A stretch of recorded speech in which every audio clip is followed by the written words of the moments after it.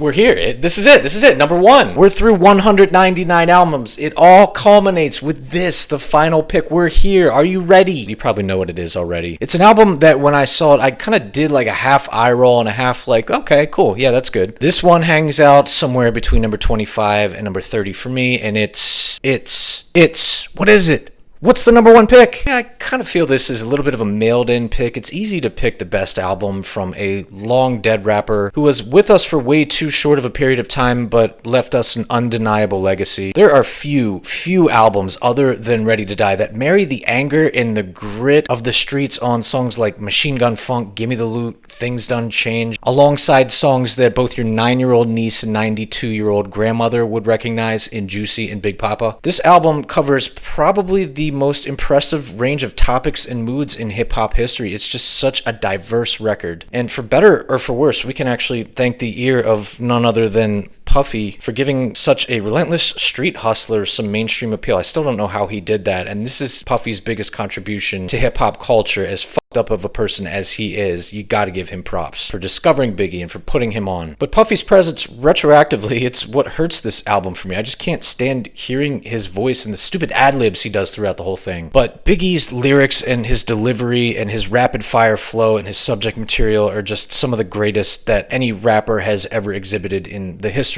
of hip-hop. But what this did do is it gave Puffy and Bad Boy Records legs to stand on and eventually continue to really pimp out gritty hip-hop into a mafioso-facing cash cow. And that imploded what was arguably hip-hop's most important and storied era. And for this reason, this gets relegated to top 25 at best for me. And while that may be an uncanny take for somebody who claims to love that mid-90s New York sound so much, it's how I feel. Additionally, this album does have actually quite a bit of filler in its second half. Songs like the cringy Friend of Mine, the downright stupid song Me and My Bitch, I don't know what that is. These things are not characteristic of a number 1 album. Forget about Puffy's voice. For that reason, I don't agree with this pick. I don't agree with number 1. It's a microcosm of the list as a whole, but again, there are a lot of bad albums that could have been put here, so I'll take Ready to Die as the number 1 album, even if I don't agree with it. It's just been the story of this entire list. That's it.